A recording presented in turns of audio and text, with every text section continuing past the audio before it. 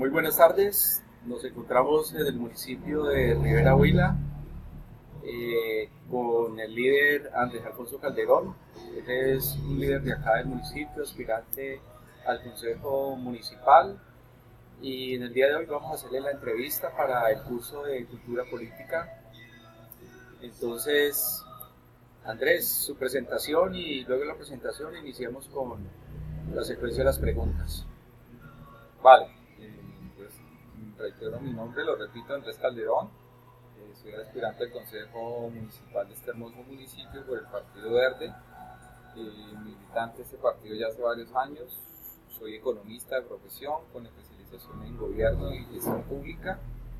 Tengo ya aproximadamente unos 6 años de experiencia en el sector público. Qué bien, Andrés. Entonces, iniciamos con la primera pregunta. ¿Qué diferencias, similitudes y relaciones hay entre Estado, nación y gobierno, Andrés? Vale.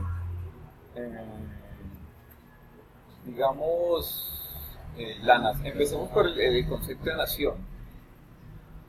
La nación, por definición, puede ser un grupo de personas que cohabitan, digamos, compartiendo algunas características dentro de un territorio delimitado. ¿Qué características pueden ser esas? El idioma, o deben ser, por ejemplo, la religión, y algunos rasgos culturales, etc. Ese grupo de personas dentro de ese territorio que comparten esas características, que por ejemplo comparten la religión, ¿cierto? La raza, etcétera, como ya lo dije, luego deben organizarse o tener una estructura organizativa de tipo político. Entonces, cuando hablamos de Estado, estamos hablando de que el Estado es la nación organizada, política y jurídicamente.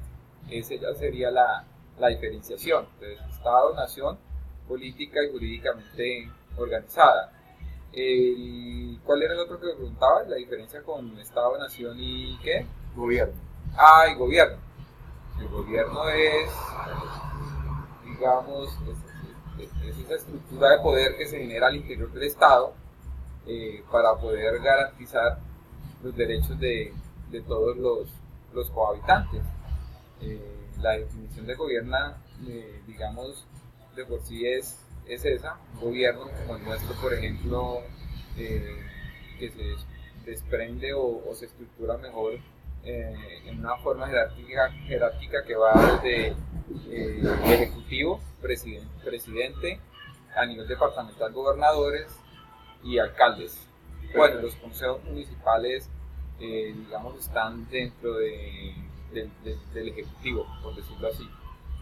Okay, listo, Andrés. Segunda pregunta. ¿Qué diferencias, similitudes y relaciones hay entre participación política y democracia? Vale, participación política y democracia. Digamos, participar políticamente se puede dar de muchas formas. La participación política y la democracia son conceptos que van más allá de la idea o el ideario generalizado que existe. Podemos decir que hay democracia, una definición sencilla como la definían Aristóteles, los griegos, es el gobierno de las mayorías, ¿cierto? O sea, cuando las mayorías, por decisión, toma decisiones, participación, ya sea de forma directa o indirecta, delegataria, como existe en nuestra nación, toman la decisión, ¿vale? Ese es el sistema democrático. Ahora, la participación política se puede dar en varios aspectos, no está ligada únicamente al sufragio, al momento de ir a votar, sino también en una serie de acciones que tienen que ver con todo el esquema de la estructura política en sí. Por ejemplo, se participa en política cuando se hace control político a las instituciones democráticas. Entonces, ahí hay una distinción. Ok, perfecto. Tercera pregunta, Andrés. ¿Cómo defines política? ¿Cuál es la diferencia entre la política y lo político? Listo. Entonces, para mí, la política no es más que esa discusión social, grupal, colectiva, de cuál es ese estado, esa nación que nosotros queremos, o hacia dónde queremos ir como sociedad. O sea, la política es esa, la definición clásica que encuentran en ciencias políticas de algunos autores se pegan a la idea de que es la lucha por el poder, ¿no? Pero en realidad la política va más allá, tiene que ver con el accionar o la participación directa de usted como ciudadano, ¿cierto? Responsable y comprometido con ese entorno en el que vive. Entonces la política no es más que esa discusión constante de cuál es la sociedad que nosotros queremos, es el hablar y ponernos de acuerdo.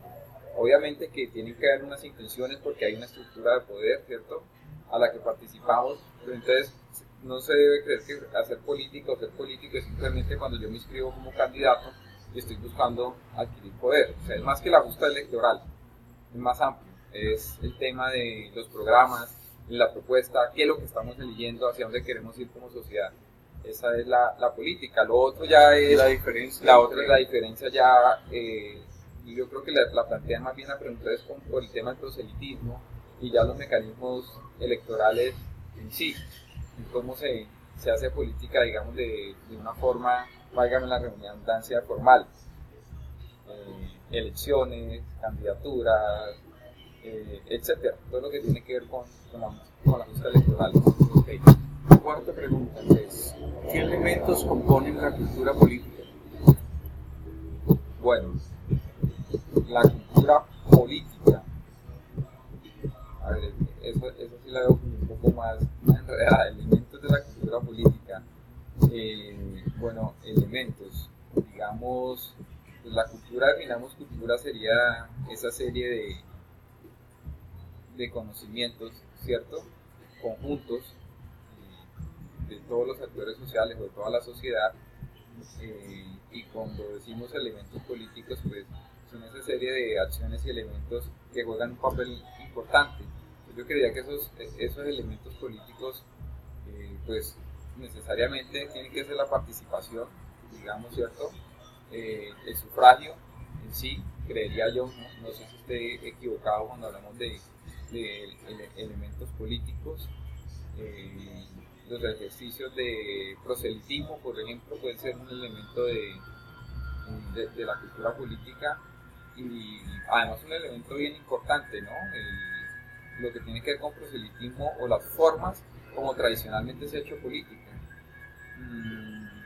que vienen de un estilo y una tradición, pues que no ha sido muy sana para nuestra democracia y que hoy día viene cambiando con las posturas y el posicionamiento de estos sectores alternativos en el país. Buscan ya otras formas de convencer al electorado a través de otro tipo de acciones que no tienen que ver tanto con las promesas o ese compromiso directo que se quiere hacer con el electorado de el pago por el voto, o el compromiso de trabajo, o esa demagogia, yo voy a hacer sin tener ninguna base de sustento real, ¿no? Ni en lo jurídico ni en lo técnico, digamos, estadísticamente no. Entonces, creo que puede ser como por ahí. Ok, Andrés. Última pregunta. ¿Qué elementos involucra el ser ciudadano y cómo definirías los derechos y deberes de los ciudadanos? ¿Qué elementos? ¿Cómo es, perdón? ¿Qué elementos involucra el ser ciudadano y cómo defines los derechos y deberes de los ciudadanos? Listo. Ahí, digamos, bueno, empecemos por el principio, la definición de ciudadano. Yo creo que es muy importante acá. Es el poder determinar qué es ser ciudadano. O sea, ciudadano no es, en términos simples, simplemente el habitante de la ciudad. El ciudadano en sí es el sujeto de derechos y deberes. Entonces, es importante resaltarlo porque nuestra sociedad es muy dada a la exigencia de derechos. Y todo el tiempo estamos tomándola por el lado de derechos. Y es que el gobierno tiene, y es que el gobierno tiene, y es que los políticos tienen, y es que las sociedades tienen, y las organizaciones sociales tienen, y todo el mundo tiene. Pero su merced en ningún momento ve la otra cara de la moneda, que es la obligación. Si somos sujetos de derechos y deberes, quiere decir que tenemos también obligaciones sociales. Y uno de esos deberes fundamentales, por ejemplo, es el sufragio. Y si su merced mira las estadísticas, electorales en el país, por ejemplo, la mitad de los colombianos no votan. Y ese porcentaje en los jóvenes es mucho más alto, creo que está cerca del 70%. Entonces, ¿cómo nosotros nos atrevemos a estar exigiendo todo el tiempo si no partimos del compromiso de asumir las responsabilidades en lo más mínimo y simple, creo yo, pero más importante, que es el sufragio, el sacar tiempo un día cada 4 años, por ejemplo, para ir y elegir cargos públicos, y la gente no asume esa responsabilidad? Entonces, yo creo que esa es una condición indispensable, y ahí podemos describir claramente qué es ciudadanía y cuáles son las debilidades en la definición del término, de cómo nos comportamos nosotros aquí como ciudadanos. Perfecto, Andrés. Le agradecemos aquí por el tiempo y el espacio que nos ha brindado en esta pequeña entrevista. Gracias, Andrés. Vale, a ustedes, tocayo.